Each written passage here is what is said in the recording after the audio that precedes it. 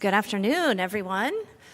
I'm delighted to be here to spend a little time with an absolutely fabulous panel of Jane Austen scholars. So let me waste no time in introducing the friends we have with us today. Inga Brodey is a professor in the Department of English and Comparative Literature at the University of North Carolina at Chapel Hill, as well as Associate Dean of the School of Civic Life and Leadership. She is a Jane Austen scholar. Her most recent book, Jane Austen and the Price of Happiness, has been reviewed by many good people, and I hope that you will read it. Colleen Sheehan is professor of politics in the School of Civic and Economic Thought and Leadership at Arizona State University. She has served in the Pennsylvania House of Representatives and on the Pennsylvania Board of Education. Her current projects include The World of Emma Woodhouse, Robert Frost's America, and the Madisonian Moment. Sir Jonathan Bate, of course, is Regents Professor of Literature and Foundation Professor of Environmental Humanities at Arizona State University and a Senior Research Fellow at Oxford University, where he was formerly provost. He is the author of 20 books and chair of the Hawthornden Foundation, supporting creative writers with residencies. And of course, there's more about all three of these wonderful people available to you in the app, and so I hope you will read more about their biographies. And yes, please. And I also would like to thank very much the sponsor for this panel, our classical sponsor, the School of Civic and Economic Thought and Leadership. This school at ASU offers a Master of Arts in Classical Liberal Education and Civic Leadership. The program was designed in coordination with Great Hearts for classical educators to deepen their knowledge of primary texts in the tradition. The MA consists of Socratic seminars with renowned scholars, flexible classes in person and synchronous online, and generous funding for K-12 educators. And of course, they are here today for you to speak with.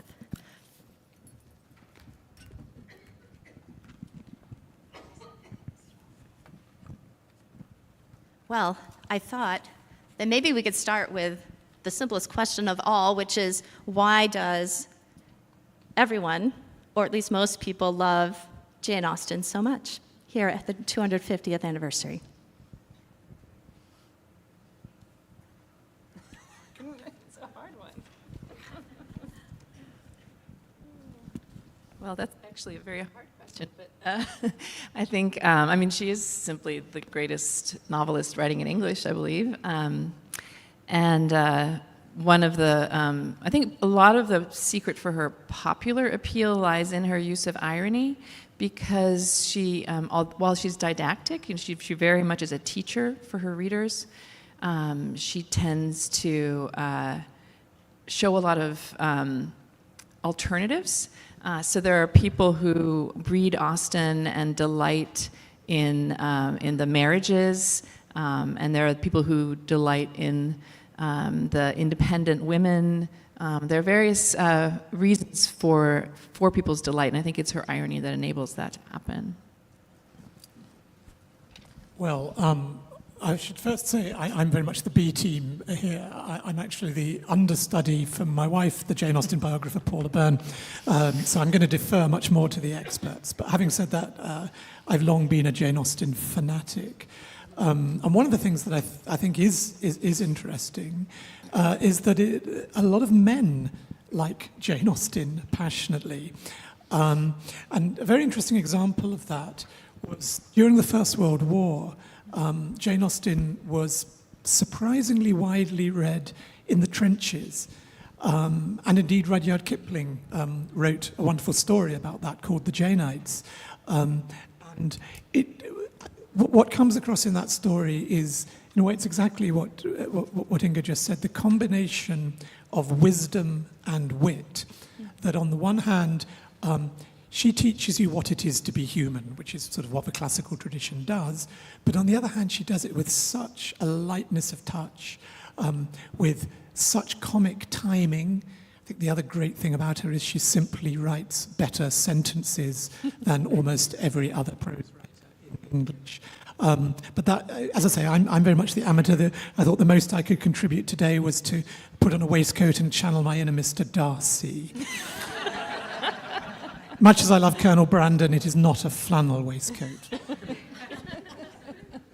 Is this on? Yeah. Yes. Beware people who say they're understudies and not quite up to a task. I'll only say that. Didn't Austen say that once about herself? It is a delight to be on this panel with these fabulous scholars of literature and this renowned headmaster of Great Hearts. And thank you so much, Great Hearts, for everything that you do here, not only in the Phoenix area, but in Dallas and across the country. It's fabulous what you're doing. It's needed. Why do we love Austen so much? She brings us incredible pleasure and laughter. When she said once that Pride and Prejudice was perhaps too light, bright, and sparkling. No, it isn't. No. But she also teaches us to be better people. And she makes us better if we're willing to listen. I mean, think about, and as Sir Jonathan said, she does it with a light touch. She never moralizes or points a finger at us. She shows us. She shows us how to be happy if we'd only listen. And finally, I think she ministers to our hurts and our miseries. And the example of Austen's novels being used in World War II to help the beaten soldiers, those who, if you've ever read that story by Rudyard Kipling, you'll see, what is the secret word? Tilneys or something, and they talk about, they get Lady Catherine wrong. What do they call her? They call her, I don't remember, but she's a cannon, right? Yeah. She's a name for a cannon. Yeah. So They name the guns after Austen characters. Right. So she brings us pleasure, she makes us better, and she ministers to our wounds. Thank you. And Colleen, I appreciate you noting in the most generous way that I did not introduce myself. It's because I've been excited to talk and think about Jane Austen. My name is Teresa Wieland. I'm the headmaster of Veritas Prep, which is one of the Great Hearts Arizona schools, actually just a bike ride away from where we're sitting here. I wonder, could you maybe touch on thinking about the suffering of those World War I soldiers and what they're going through? Are there some specific examples in any of the books that would have been particularly poignant for those young men? I think this is really interesting, the sense of the therapeutic power of Austen. It wasn't only that she was read in the trenches, but it was also the case that some of the doctors who were treating soldiers for shell shock, what we now call PTSD, during and after the war, literally recommended the reading of Jane Austen as a prescription for mental health. And if we think about the resilience of the characters in Austen, I think particularly of Marianne Dashwood going through heartbreak, of Fanny Price having to adapt to a very different home environment, and then indeed seeing the man she loves being seduced by a rather unscrupulous rival. That sense of the development of mental strength in the face of adversity, I think is a key example of that. You want more? And there's still, Austen is still being prescribed as therapy. There's several contemporary books about this, but I think part of it is that she makes her characters and their language so real. We can really imagine our neighbors and ourselves and the characters, which is also partly why she's so eminently adaptable. So we can, and she doesn't rely on any, super heroic, dystopian, kind of events in order for people to become heroines and heroes, or to gain our affection. So we can more easily suffer alongside, learn alongside the characters. And she's when you delve into the world of her narration, she purposely creates gaps and fills and allows readers to fill them. It allows us to make mistakes alongside characters and then be corrected alongside them as well. So there are so many ways in which she invites us into the work. And then when we have achieved this maturation or restoration or recognition of ourselves by the ends, then we feel like we have grown alongside the characters as well. So I think all those things are part of the therapy that she offers. Yes. I think it's not just soldiers of World War I, but think about the times when you've maybe felt a little at odds. What are the things that you choose to do to bring equilibrium back? I know when I was a teenager, what I would do is pick up Jane Austen. And I'm thinking of today in Gen Z. I taught a course last year to basically Gen Zers, and I would go home and say to my husband, let me tell you what my day was like with the aliens today. Because they live in a different world than I'd ever known. I'd been teaching grad students, and I was entering a different world. But of course, we're all human, as Austen teaches. And I'm thinking of something that someone in political philosophy once wrote about Austen. He said, we live in a world today in which brutal sentimentality is the norm. And that's what you'll find in literature often. And of course, that's what you find on the internet and TV and so on. He says, those who love Jane Austen have an easier pathway into the classics. Because, for example, an entry into Xenophon, she teaches us something about the quiet grandeur of the ancients. And she also teaches us that it's not a bad thing to remember the good things rather than the bad. I don't know if I should avoid spoilers, so to speak, but these books have been around, so I'm not going to worry about that too much. I recall reading Pride and Prejudice for the first time and being when I was 21, I think I was quite drawn in by Wickham and then shocked. And so what is she doing? I'm thinking about her artistry, the words she chooses, how she uses, a very, very small amount of dialogue to teach us about the characters. How does she trick us like that? Do you want to try? All right. Well, there are, obviously she's a master of charm, right? She can wield charm where she wants. When she said that light, bright, sparkling, self-deprecating remark about Pride and Prejudice, she didn't really mean it. She's very proud of the sparkling wit and heroine and so forth that she created in Pride and Prejudice. But one of the things that I find so interesting about and so awe-inspiring in Austen is the way in which she would choose a new challenge in her subsequent book. So, for example, the move from Pride and Prejudice to Mansfield Park is such a tremendous one. But she was writing them at the same time, so in Pride and Prejudice she wields charm, left and right. The villains get to have charm as well as but they're outshone eventually by the main character's own charm. In Mansfield Park, she decides to take on a heroine who has very little charm. I love Fanny Price, don't get me wrong, but and the characters who have the most charm end up being villains. So I sometimes call Mansfield Park the novel that shows the harm in charm.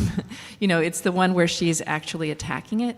So she will tempt us then, when reading Mansfield Park, to think about, oh, Mary Crawford, she's so much like Elizabeth Bennet, she's so charming and witty, and show us the discontinuity then suddenly between charm and so many other virtues. I think that's a really, really great point. It also is that sense of her kind of switching the gear and upending expectations within a novel. I mean, if we just think for a moment about that famous first sentence of Pride and Prejudice, it is a truth universally acknowledged that a single man in possession of a good fortune must be in want of a wife.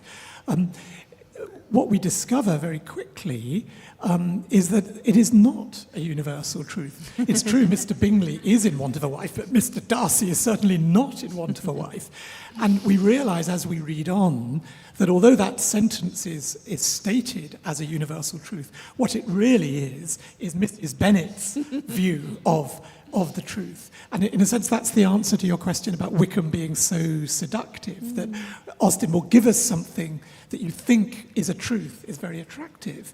And then later on, you'll see, well, actually, maybe it's not a truth.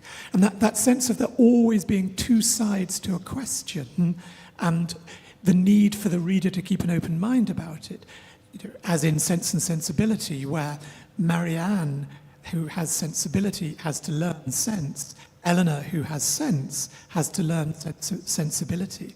This is the respect in which Jane Austen, of all subsequent writers, is the one who's most like Shakespeare, because of that ability to see both sides of a question, not to jump to a conclusion, but to leave that to the reader, the spectator.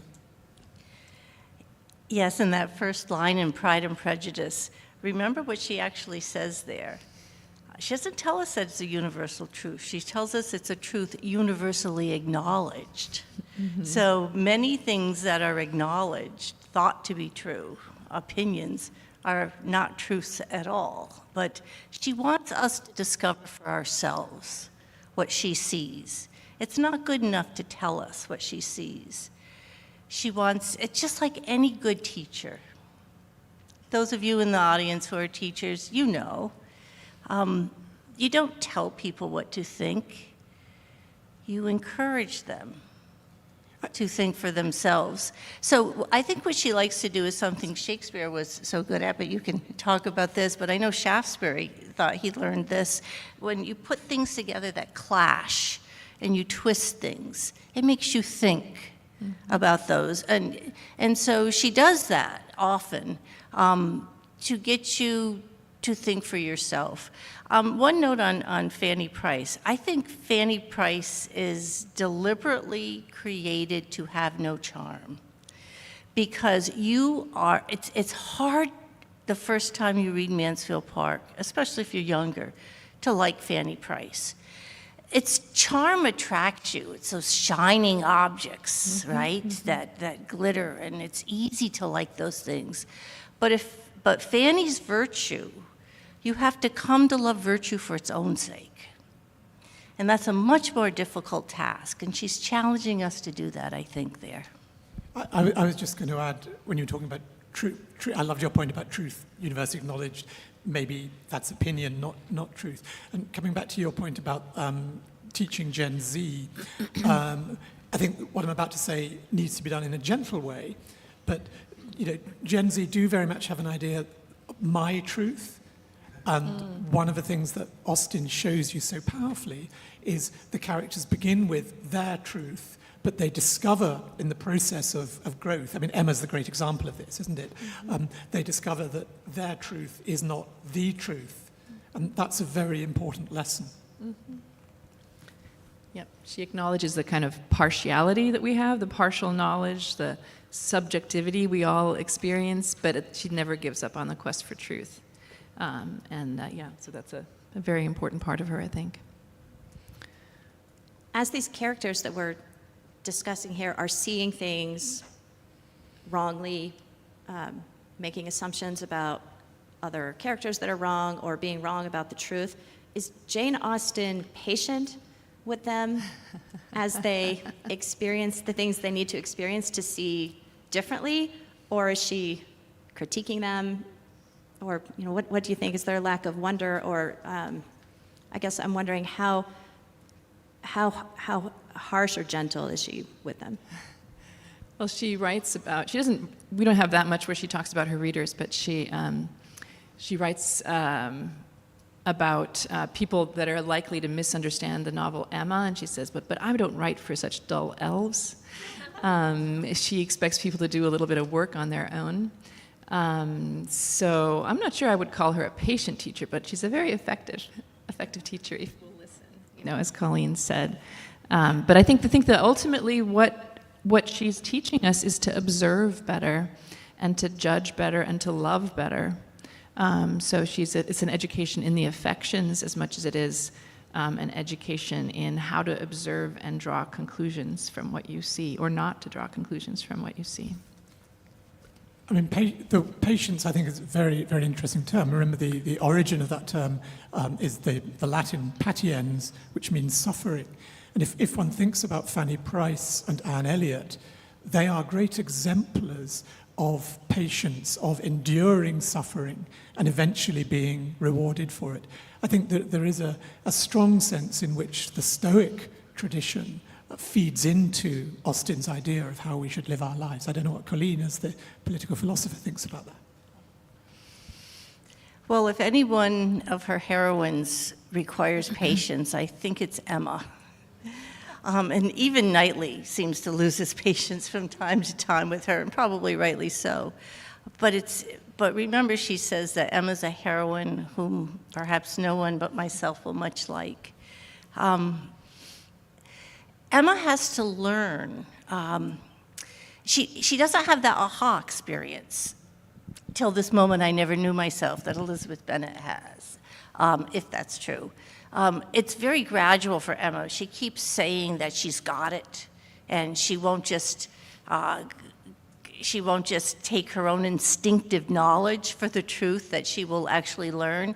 And then once again, she falls back into her old habits and ways.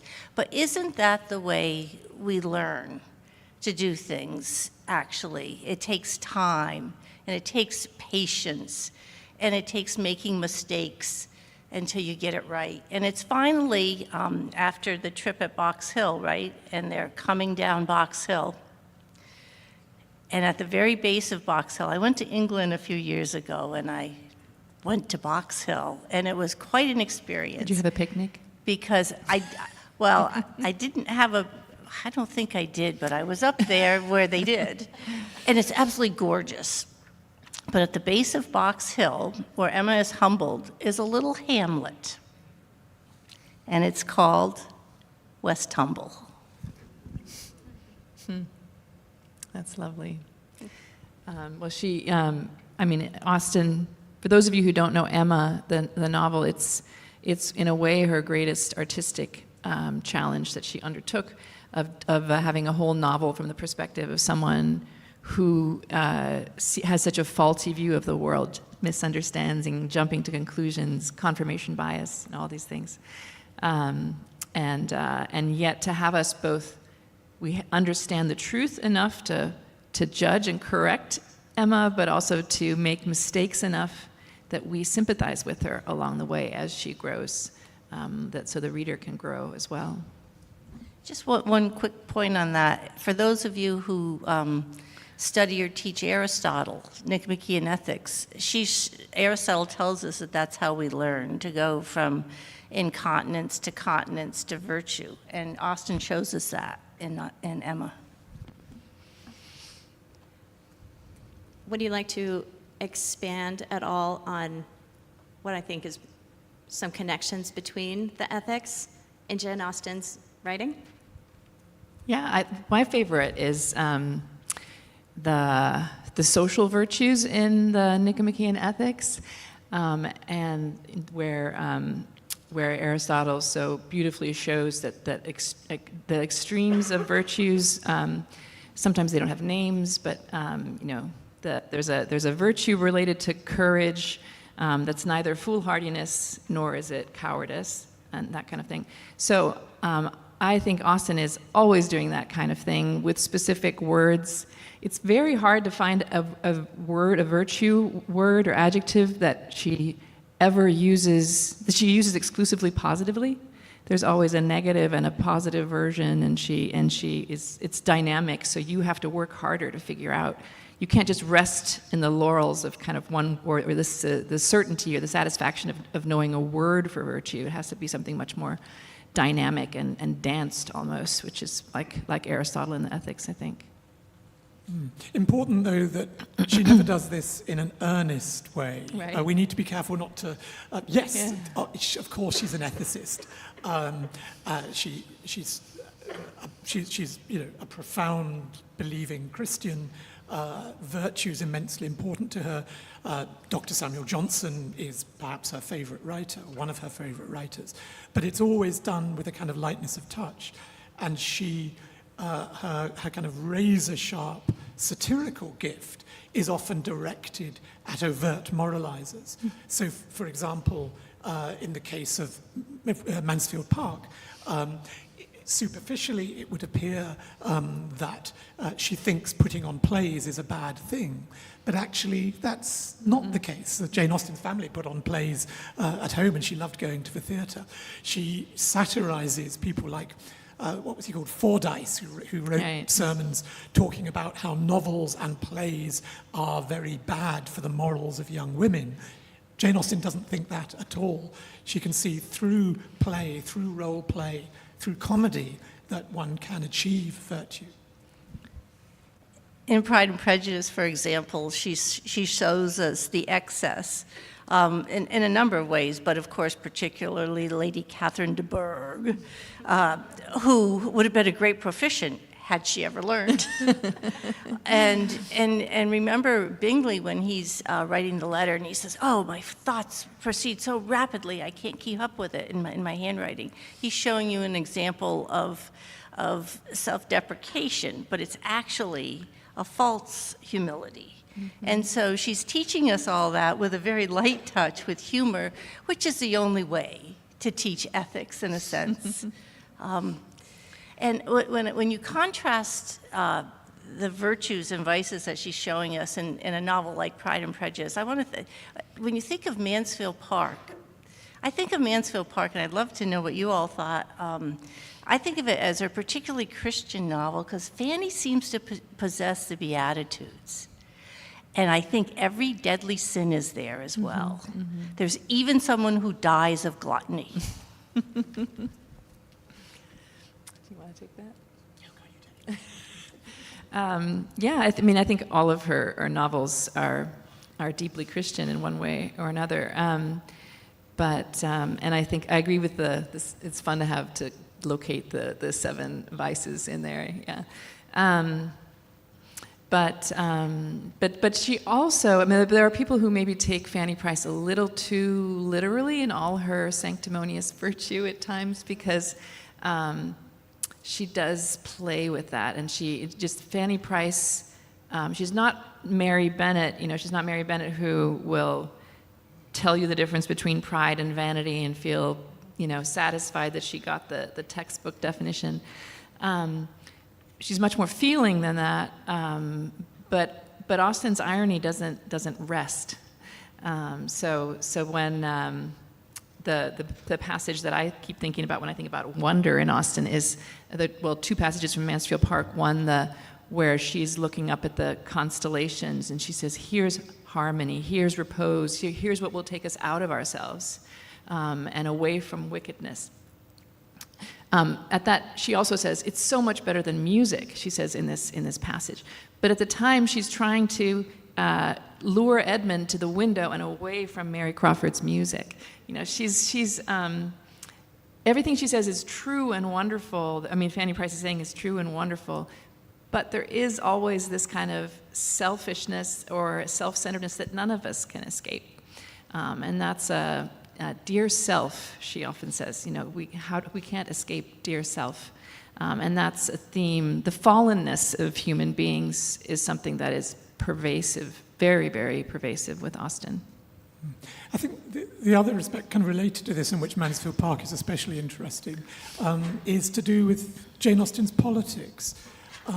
There's a big debate among scholars. You can read books that say Jane Austen was a conservative. She sort of believed in the traditional values. She sees the kind of the dangers of change.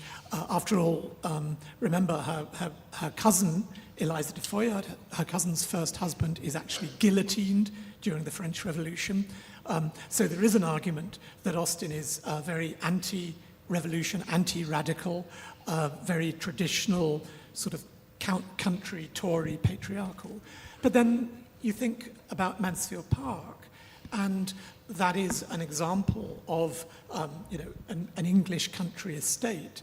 But Jane Austen is very critical of it. She makes quite clear that Sir Thomas Bertram has made money out of slavery from his plantations, and it's not, Mansfield Park isn't, which is in some sense an image of England, it's not exactly a moral and a stable place. It's actually a place of chaos, and we have the daughter who elopes and so forth. So this is, and again, I go back to the Jane Austen Shakespeare comparison. Just as you can never pin down Shakespeare's politics, he sees both sides of the question. So too, I believe, with Austen. Mm-hmm.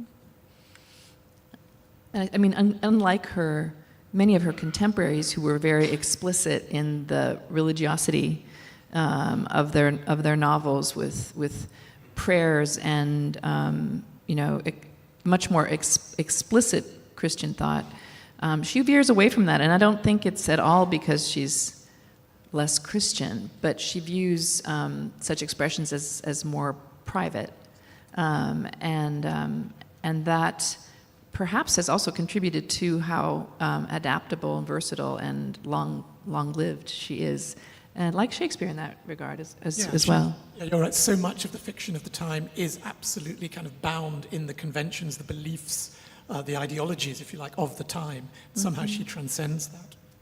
One doesn't want to be too stiffed up into seeming piety. Good line. What do you all make of the families in which the main characters are situated? It seems that our beloved main characters are surrounded by really ridiculous people. And I know that my own parents seem to get wiser and wiser as I grew up. And so is there some of that going on, or do we take her descriptions to be quite accurate about the flaws and foibles and vices of the family members? I mean, it is rather extraordinary in a way that the novels, are moving towards marriage. But if you actually look at the marriages, they're a pretty shoddy lot, aren't they? I mean, Mr. and Mrs. Bennet, Sir Thomas and Lady Bertram. So Lady Bertram, who just sits on the sofa all day with her pug. She's married to her pug. Sir Walter Elliot, the arch snob. There are some great marriages. The Crofts, I think, fantastic marriages, and the Gardners. But on the whole, it is part of her irony that not all marriages are perfect. Not all the grown-ups are entirely grown up in their behaviour. I'm just thinking of the Gardners in particular. I love the Gardners. And I think that actually shows some of Jane Austen's politics in the very broadest sense. They will always be welcome at Pemberley, right? They're favorites.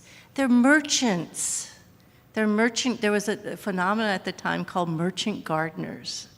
And this might be something to look at in terms of gardening, because unlike the gardens at the big estates, the merchant gardeners would be in their backyard and would overlook their factories. So it's the coming of the industrial age, the coming of the rise of the middle class, and I think the gardeners represent that. And that's certainly not the old aristocracy of Lady Catherine.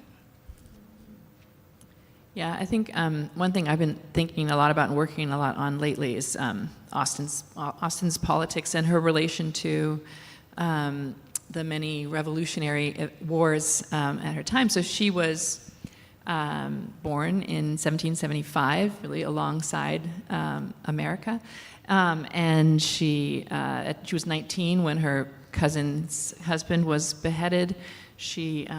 Her brothers fought both in the War of 1812 in North America, as well as in all the Napoleonic Wars. And so one of the things I've been looking into lately is how the experience of her brothers. So one of them had this remarkable experience in China where he had to negotiate a truce and a very important moment in British-Chinese relations. So her world is much broader than people often think, so it can be a disservice to think of her as only in relation to how far she herself traveled in the world, which was very little indeed. Yeah, just to add to that as well, of course, it was because of the French Revolution. It was a time of great fear and social unrest, even within England. And the line it's in Northanger Abbey, isn't it, about a neighbourhood of spies? Yes. The fact is, there were an awful lot of spies around at the time. There's the famous story of William Wordsworth, Samuel Taylor Coleridge being essentially stalked by a spy from the Home Office. That sort of fear of revolution was very, very real. And she gets very, towards her later novels, she gets very patriotic. And Emma, in particular, has so much French, so much Francophobia, where, for example, there's a Mrs. Elton wandering through the strawberries and wanting to thinking she should be riding donkeys and with a straw hat, where I think she's clearly imitating Marie Antoinette and putting Mrs. Elton into that role. And there's so much of that going on. The criticism of France during the Napoleonic Wars. That only it doesn't need you don't need to read that. You don't need to see those to see the complexity. But that's kind of the definition of a great work in a way, is that every time you read it, you see another level. You see more interesting facts. And Frank Churchill likes to use French expressions, but that whole business about the donkeys and the basket, the Prince Regent actually went on a picnic at Bexhill, in which the ladies rode donkeys and had baskets. That's fun. So I think she's making fun of the Prince Regent, especially through the novel Emma, that of course, as you know, she dedicates at some prompting to the Prince Regent. I'd like to invite anyone who has a question that they'd like to ask to come forward to the microphone. So I'll give you a minute to make your way to the microphones while I ask another question here, which would be, what do you think is wrong with people who don't appreciate Jane Austen? I have one constructive answer to that, which comes from having taught Austen for 30 years. Often the people who don't like Austen don't see the humor. So the tip number one is to read it out loud. And reading Austen out loud, as she intended it to be read, is wonderful for bringing out the humor and having people engage with it, partly because her dialogue is so natural. But yes. Yeah, I think similar answer. The problem is with people who think she writes romantic novels. Yes. Because of the movies. Oh, I'll just flip it a little bit. Those folks who love Austen, when you meet them, even if you don't really cotton to them, I always figure there must be something about that person that is really worth getting to know better. That's wonderful. Thank you. All right, let's have the first question. Thank you. Yeah, I've always loved Persuasion. And I don't really know why, but I've always loved the novel. I don't know if any one of you loves that one. Could you talk about it a little bit, about why you do, and also about the title? I can start on that one. I think it's the most beautiful. I have a different adjective for each one, but I think it's the most beautiful of her novels, and probably my favorite. it's beautiful because it's so spare, I think, and so autumnal. And there are those who think she didn't finish it, but I disagree. And it's about second chances. I think when you're a little bit older, you appreciate persuasion more. It is, in a way, one of the things I talk about in my new book is like the way in which she shows alternative possibilities at the end of each of her novels, like things that how it could have worked out badly, differently, especially in terms of romance. But in this one, it starts out with that happening, with the romance having ended badly, like marriage not occurring. So she focuses instead on what the phrase from the novel is resources for solitude, like what is required to live a fulfilling life on your own without even the benefit of much friendship in her case. So the fact that she, was forced into prudence too young and having to learn romance later, that reversal of Marianne Dashwood in a way is so beautiful.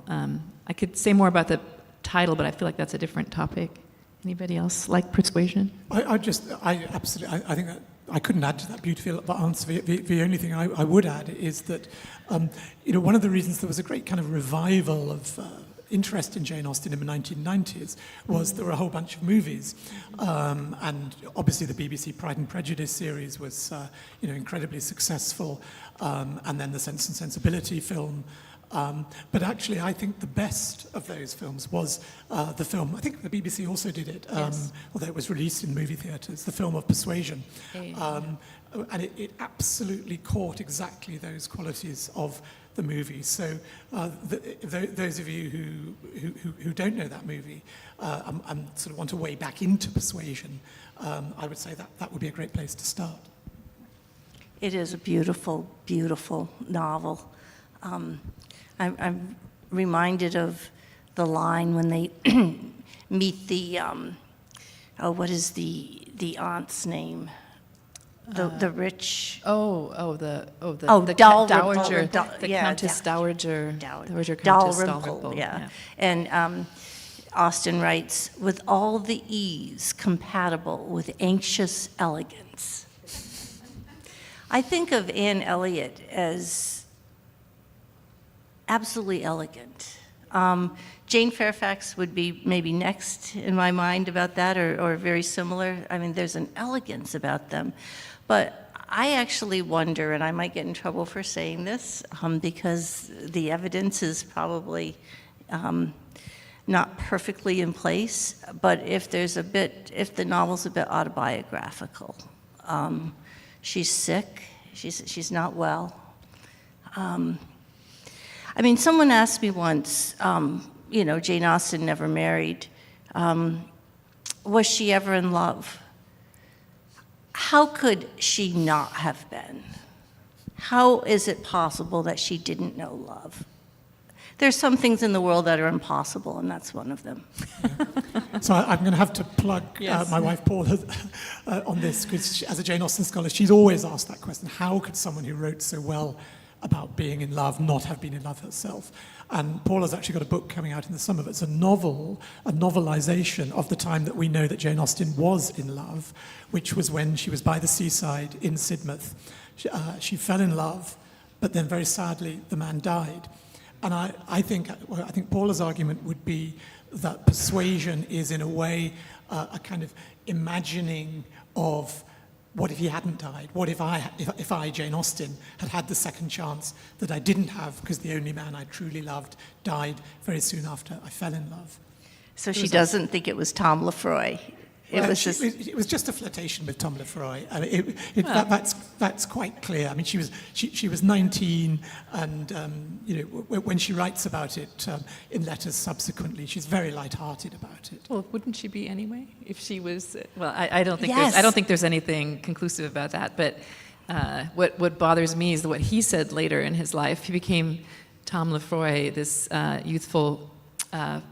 The one that she had this youthful flirtation with, and perhaps felt more deeply for.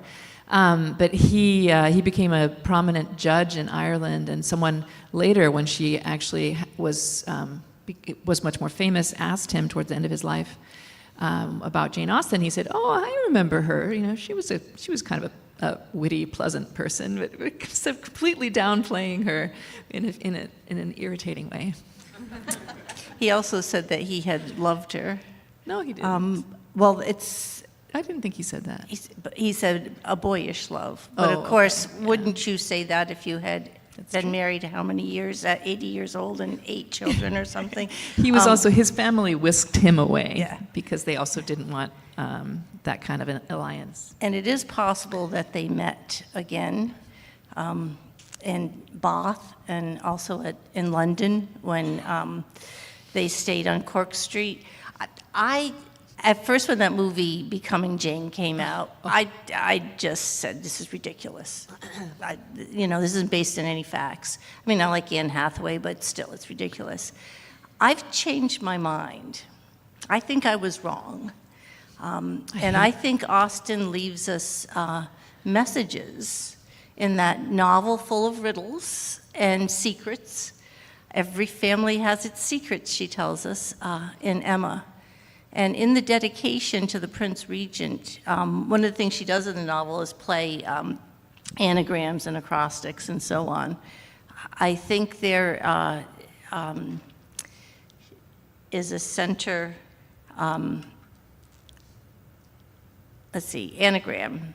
No, I'm sorry, acrostic that spells Tom. And it actually even spells Lefroy if you follow it in the box. I'm afraid I'm going to take you to a level of abstraction, I guess. At the very beginning, you mentioned Austen's irony, and later on talked about Aristotle's Nicomachean Ethics. And of course, irony is one of the deficiencies, not a mean, not a virtue. But he does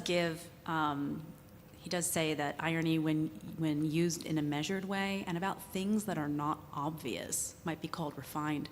So I guess I'd like to hear a little bit more about Austen's irony and whether it might meet this description of Aristotle, and if so, what are the non-obvious things that she teaches us through her irony?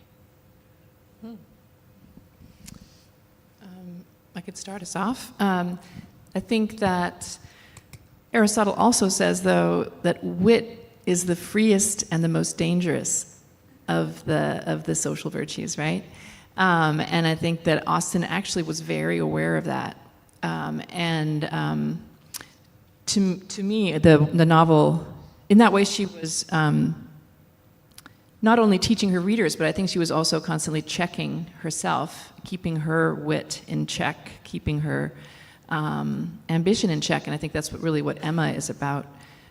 But irony, yeah, I would think that like many philosophers, Austen would agree that many of the most important, complex things in the world can't be portrayed through direct prose. That they either have to be like Plato and his allegories and myths. He has to rely on those, right, to convey some of the most profound and complex facts about human nature. I think Austen, similarly, needs irony to portray those things. And characters, complex characters. So I'd start us off that way. And there was a debate at the time between false wit and true wit. Mm-hmm. And one of the part of the debate was things like acrostics and anagram, that this is in The Spectator, that aren't these examples of false wit. Well, Austen obviously, if she thought so, I don't think she thought so because she uses it. And I think she's learning some of this from Shakespeare. If Shakespeare could do it, it must be all right. Yeah, I think the other context that's really important here is the hostility towards the novel as a form that was felt by many philosophers, moralists, clergymen in the period. The novel, remember, is it's still a young form, a new form, and a lot of novels of the time, like the Gothic novels, are pretty, might be thought of as pretty sort of self-indulgent, pretty schlocky. But Austen's a passionate believer in fiction as a road to deep truths. In the great defense of the novel moment in Northanger Abbey, only a novel. Are you talking about Fanny Burney, Maria Edgeworth, her great female predecessors in the novel? And I think this is where, to some extent, she sort of diverges from a sort of Aristotelian philosophical tradition in that sort of long debate, between, is literature or is philosophy the true way to truth? She would very much be on the side of literature, not philosophy. And isn't irony just one of the most interesting ways to get at the truth? Yeah, I mean, it has to do with that double vision that she has of always seeing multiple sides, or double sides of an issue. Also, one thing to think about with her, and it kind of builds on what Jonathan just said, that she was so dedicated to the novel as a genre. And that's one of the things I've kind of come to realize lately. So many of her contemporaries, men and women authors, wrote a variety, especially the women, wrote a variety of genre. They would like the subtitles of the novels would often have like with poetry and a comic scene, and all these with they would almost make up for the novel as though having a novel alone wasn't enough. But when the first novel she tried to publish, Northanger Abbey, first it was called Susan, and the title was Susan, a novel. Whereas, everything else was a contrast to everything else around her, and the novel was enough. And the novel was the great vehicle for her, both for comedy and teaching. Thank you all. I've been really enjoying everything you have to say. Sir Jonathan, I've been really taken by something that you said towards the end of your morning address yesterday about the idea of the Western tradition having having undergone maybe natural selection, that concept, that these stories are kind of selected over and over by humanity time and again. And you were talking about how Shakespeare does this, particularly in his earlier works, with the ancient texts being retold. I'm wondering with Jane Austen if she's also perhaps doing something like that, where she's picking up on themes and on stories that are kind of woven into our humanity, or if we think that maybe she's kind of injecting some new things that we have seen be selected over and over, or if maybe she's doing something of both. Does my question make sense? No, it completely makes sense, and Okay, you're thank completely you. right that she does both. She takes kind of, as it were, ancient archetypal themes. She incorporates and adapts existing plot lines and stories. I mean, remember one of her favorite writers is Samuel Richardson, one of the fathers of the novel, particularly the father of the novel in letters, the epistolary novel. And let's not forget the original version of Pride and Prejudice was epistolary, and probably Sense and Sensibility as well. In fact, certainly Sense and Sensibility and probably Pride and Prejudice. And she particularly liked Richardson's quite moralistic novel, Sir Charles Grandison. Indeed, she turned it into a play. So that there's a sense that she's absolutely working with inherited traditions, but then completely giving them her own spin, her new spin. And then I'd add to that exactly part of her endurance, part of her classic status, like that of Shakespeare, is her adaptability, of the sense in which her stories can be kind of retold over and over again and remain continually relevant. Just going back for a moment and sort of anecdotally to that efflorescence of Austen movies in the mid-1990s. I remember, I was 1995, living in America, and saw a little piece I think it was in the Washington Post, saying, there's this really interesting new teen movie out called Clueless. Nobody's actually noticed that the plot is based on Emma. And I thought, oh, that sounds interesting. So I said to Paula, I'm going to take you along to a teen movie. And she looked really shocked. I didn't tell her it had anything to do with Emma. Literally 4 minutes into it, she turned to me and said, this girl Cher, she's Emma. And of course, it turned out the entire plot of that movie, which is, I think, actually a terrific movie about this process of growing up. The moment where Cher realizes that she's been deluded in whom she really loves is precisely Emma's moment of self-recognition. And only a truly great novel like Emma could be reinvented in the context of posh teenagers in Beverly Hills in the 1990s. Absolutely. I think it's my favorite adaptation of Austen, actually. And in so many different cultures, too. India loves Jane Austen and has made at least three really great adaptations. What are they, Inger, besides Bride and Prejudice? Bride and Prejudice is so much fun. But it's called, there's Kandu Kondain, which means I have found it. Is a Tamil language adaptation of Sensibility. It starts out with the Kargil War, a war scene, which is like Colonel Brandon's backstory. It's lovely. It's a lovely film. And then the third one is Aisha, which is actually it's really a remake of Clueless, just as much as it is a remake of Emma. But that is set in a little bit wealthier, a little more cosmopolitan Mumbai, I think. I can't remember which city that's set in. But.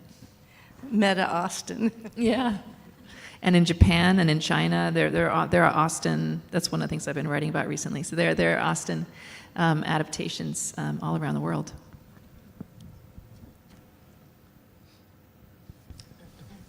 Do we have time for one more? We Sorry. do have time for one Okay. more, yes. I'm over here. You have spoken wonderfully, by the way, about how Austen teaches us to be better humans. I was just curious which Austen novel you have learned the most about yourself from reading. Thank you. Sadly, Emma. Do elaborate. I'd rather not.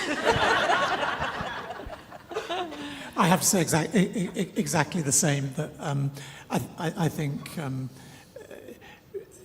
Emma is the novel that teaches us to be self-critical.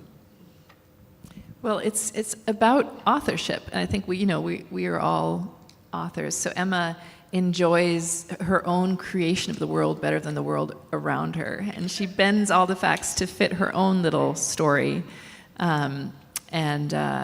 So, I mean, anyone who has a strong imagination or who likes to write has something to learn, I think, about themselves from Emma. Just as Austen, I think, was kind of putting herself in check through writing it as well. It's a great question to end with. We must ask our chair, who's organised this session so beautifully, what your answer would be as a head teacher. There we go. Well, I always think at heart, I'm probably a combination of Mrs. Bennet and Lydia, which is brutal. Wow. But the book that touches my heart the most is Persuasion.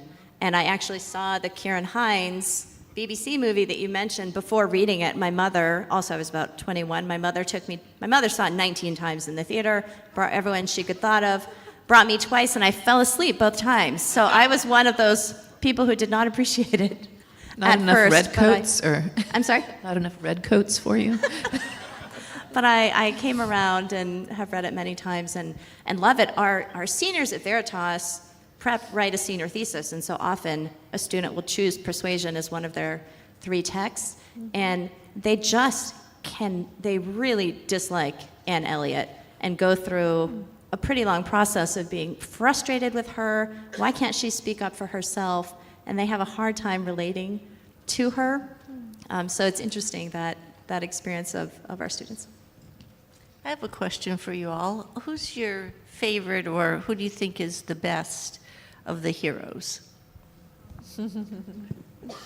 You want to bring out your inner Darcy again? Well, it's certainly not Darcy. No, I mean, obviously it has to be Mr. Knightley, but I am also immensely fond of Colonel Brandon, despite that flannel waistcoat. I love the hidden backstory of him. Yeah, no, he's wonderful. I have a fondness for Henry Tilney. I know some people find him pedantic, but I find him a lot of fun. How about you? Favorite hero? Mr. Knightley, I think, has no fault, it seems. I do like Mr. Knightley. And I think that's good taste. Mr. Knightley and Colonel Brennan. I think that's right.